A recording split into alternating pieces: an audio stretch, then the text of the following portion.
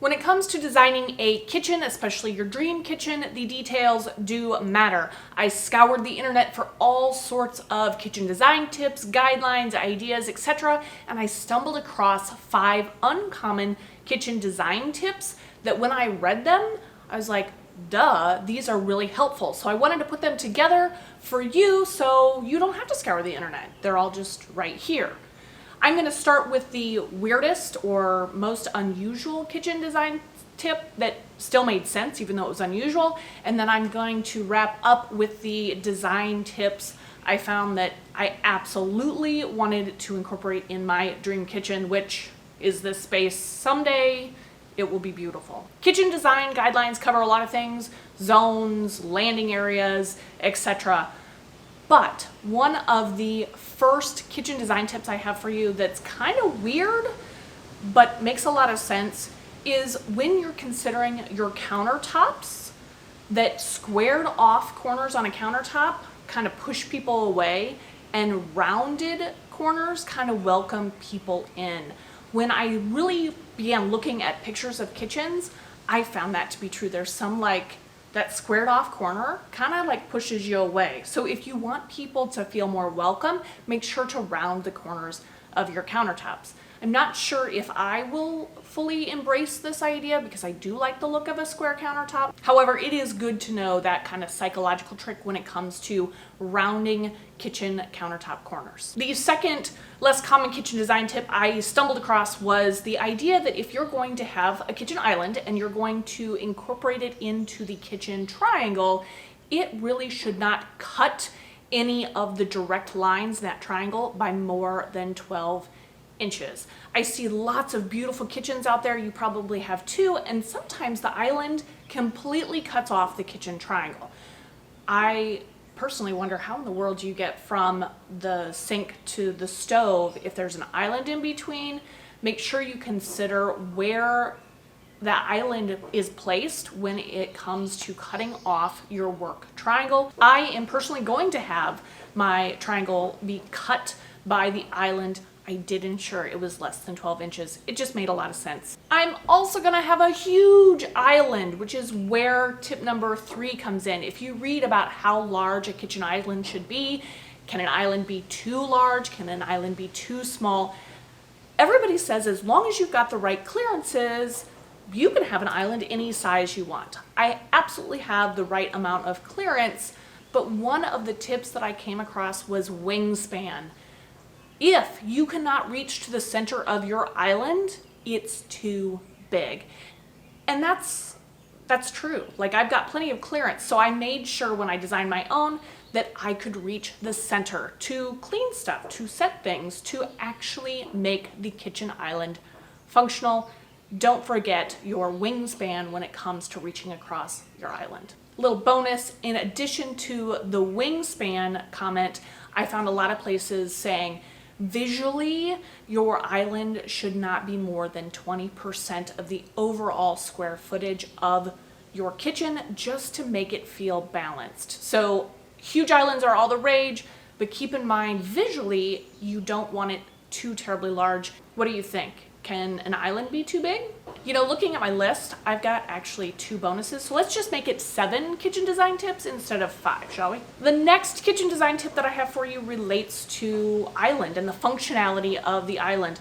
One of the things that I came across was make sure that if you have an island with seating, that people have something to look at. They don't want to look at the cook's back. So if you're going to have an island with seating, make sure that there is some way that the cook faces the people sitting there. Otherwise, you're just looking at a cook's back. And this is something that I really paid attention to then when I went to other people's homes for a while. If they had an island that was just a huge prep space with seating, that's fantastic. But a lot of times they were actively cooking at the sink, at the stove, the oven, mixing something. And they had all sorts of good food set out on the island, but you couldn't actually talk to the person cooking. So making sure that there's functional space in the island when you have guests over, if you plan to actively cook in the kitchen while they're there, make sure there's some way that you're going to be facing them. Otherwise, guess what happens? They want to be on your side of the island trying to look at you. I noticed this multiple times in other homes with people hosting. Everyone moved around that island and ignored the seating because they wanted to be able to face with whoever was in the kitchen doing whatever it was that they were doing. Okay, these last two kind of bonus kitchen design ideas beyond your typical kitchen guidelines, I really, really loved. I absolutely made sure that they were incorporated into my dream kitchen. If you're curious about my dream kitchen, you know the drill on how to find out what it looks like in the end, because I will talk about it later and all the other nonsense of this whole house renovation that we are on. Designing your dream kitchen can be a nightmare though. If you're wanting some more concrete kitchen design steps, you can check out the 7 kitchen design steps that I created and used in building what will someday be my dream kitchen. All right, last 2 kitchen design tips that are less common. The trash. Yes, the trash.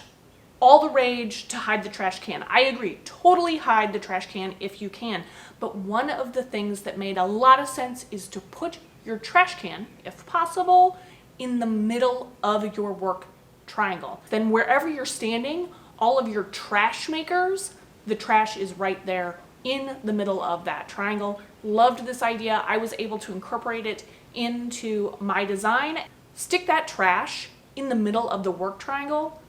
Life is so much easier. I have it right now, and I didn't even think about the fact that it was in the middle, but it's way, way better than the other kitchens that I've had in my life. Do you have any kitchen design tips that you can share? Please let everybody else know. We'll share the love here.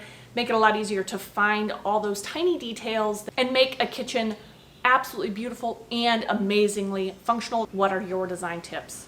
My last kitchen design tip, that weird, unusual, uncommon one that when I read it, I was like, oh, yes, that is exactly right. I started thinking about it in my older homes and I was like, that is true.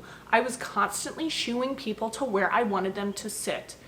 If you are going to have seating in your kitchen, make that seating off the main traffic flow. Whether it's peninsula, whether it's island, make sure that the seating is along that natural traffic pattern flow in order to have people actually stop and sit there.